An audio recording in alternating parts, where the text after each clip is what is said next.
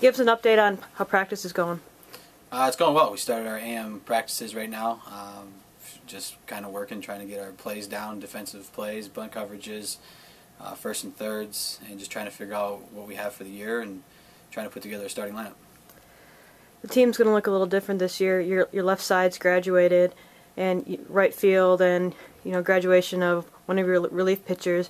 Is anybody starting to stand out in those positions, or are you going to platoon, or have any ideas how you're going to replace Cody Minich and Cody Bergner and Jeff Harris? Anthony Williams has kind of stepped up as far as a corner outfield. He'll probably be in left field for us for opening day. Hasn't sealed that up yet, but that's the way it's looking. Third base is kind of open right now. We're moving some guys over there to kind of take a look. That's one of our biggest needs for this year's recruiting class as well. But Jeremy Varner, Austin Goodenow, and Derek Fisher are all possibilities over there at third, and we could all see time over there at certain times. 2 weeks away from Regis University. Have you looked at them yet? A little bit. We started looking at them a little bit. We're trying to still get some stuff put together on them, but haven't have an official game plan yet for them. How does this work in the mornings? I mean, a lot of these guys have classes. They just come in and go through 2 hours of practice and go take a nap, or they just go to class. Do you have any idea what kind of time management these guys are doing every day? They're good. They're on top of stuff. They know they're not supposed to be missing class, anything other than baseball-related reasons. We try to work around their scheduling. I mean, guys have class at 8. We let them get out of there a little bit earlier, about 7:15, and get a shower in and get to class and get their work done. If guys have issues with homework things, they usually take care of that the night before, so we don't run into issues there.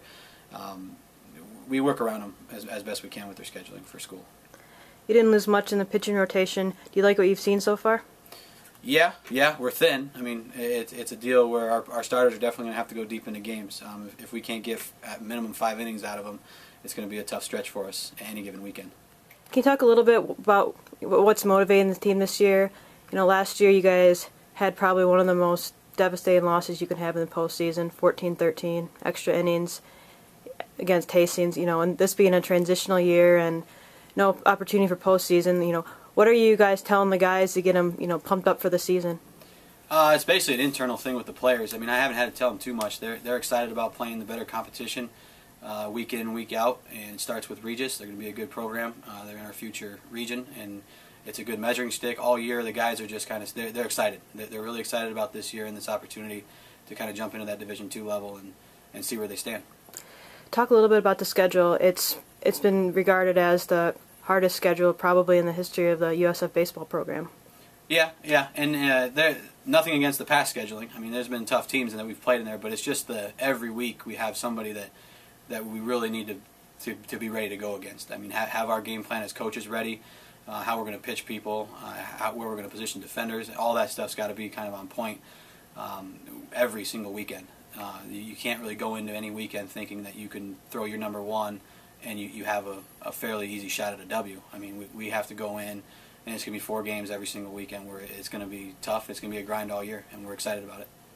One of the highlights is you have a home-and-home with Augie. Having been here as long as you have, is that something you circle, excited to not only play 4 games against him, but ones that count for NCAA record?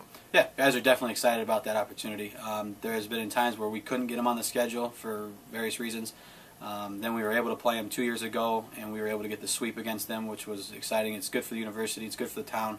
I mean, it's fun to play the school that's blocks away from you and get those wins. So that's going to definitely be exciting. Have 2 at our place out of Harmadon and 2 at their place. So it should be fun. Talk a little about Jimmy Maxwell. He told me that one of his goals this year is to break the single-season home run record. What do you think he's capable as a senior, and then coming off of what he had a very impressive summer playing in the Jayhawk League? Yeah, we're looking for a lot out of Jimmy. He'll be in our 4-hole. He's kind of solidified himself in there, and we're looking for some power numbers. Slugging percentage should be up for him this year. I think last year in the Jayhawk League in the summer he did well. Got very good experience down there. I was pleased he decided to go there, and hopefully it carries over into this season. And he's looked good so far, so hopefully he keeps continuing doing it.